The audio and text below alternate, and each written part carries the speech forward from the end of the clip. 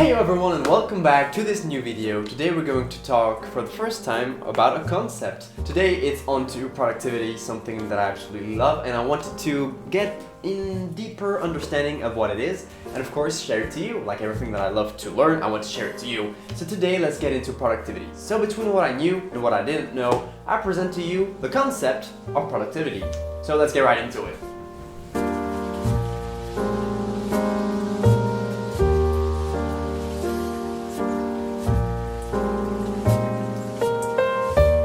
So if I had to use formal words to describe productivity in just one sentence and then of course describe it, productivity can be described as the efficiency with which resources are utilized to achieve a certain output or goal. But actually productivity is about doing more using as much resources as you had before or even less. I'm not personally a productivity guru, but it's something that helps me a lot.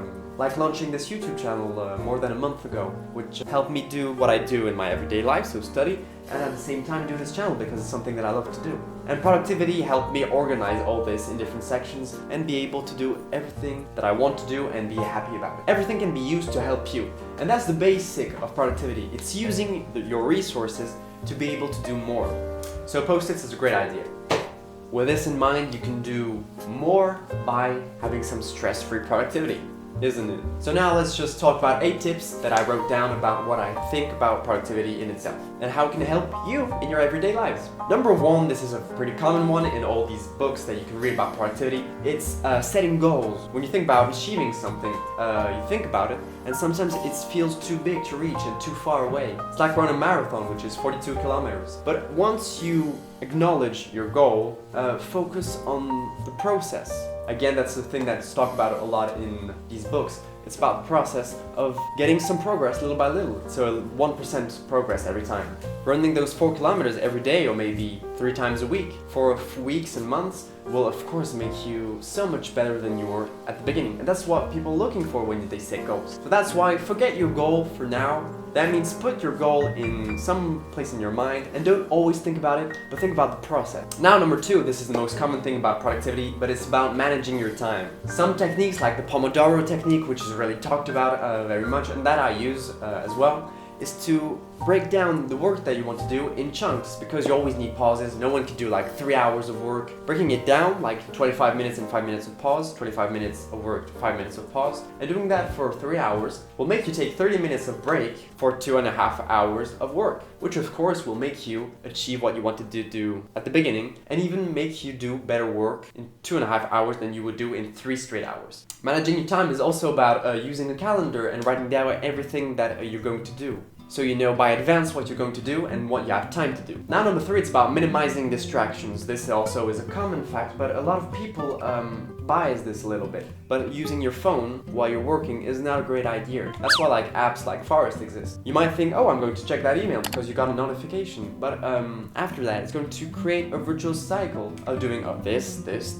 And you can do it, for example, if you do use the Pomodoro technique, 25 minutes of work with no distractions, and in 5 minutes you can stretch, even just go outside if you've got time. Just eat a little snack, drink some water, and check that email if you want to. That's why when you work, no distraction at all. Now number 5, this is a very important one, but this is more about health and life in general. It's to get regular exercise done. Doesn't mean going to the gym, even though it's a great thing, but just going for a walk, for example, or going to jog, or any kind of physical exercise will help you stay in shape and of course reduce your stress and improve your productivity because you'll feel better about doing it without being stressed all the time. Now number 6, as I said before with the Pomodoro technique, you can break up big tasks into small chunks. This will help you a lot because you're going to focus on smaller things than the great task that is waiting for you. Like telling yourself you're going to write like a novel, a book, like 300 pages. You aren't going to write 300 pages in a day. That's quite illogical. But when you see that, it seems so much. But if you tell yourself, I'm going to write like 10 to 20 pages today, it's not going to take that much time, but afterwards you're going to see that it's possible, and that little sense of success will give you motivation. That's what the motivation myth by Jeff Hayden talks about.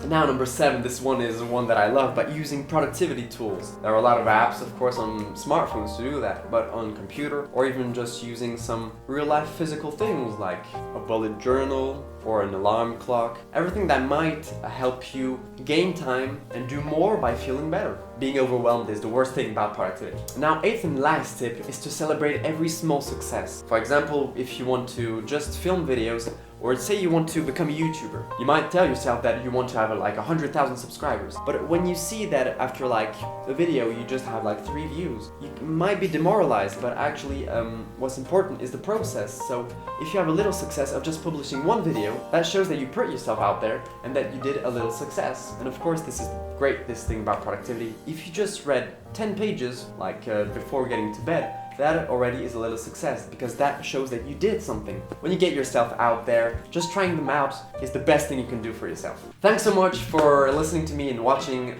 this video. This is really a quick summary about what you can do to improve your productivity, life and health. But of course, never get overwhelmed about telling yourself you have to be very productive. That's an error that a lot of people do and that I've done a lot. It's to always want to be very productive and be stressed if you're not. The art of productivity is to be stress-free. With that in mind, I hope you have an amazing day, an amazing week, and some amazing goals, and of course, amazing processes. I'll see you very, very soon. Bye-bye.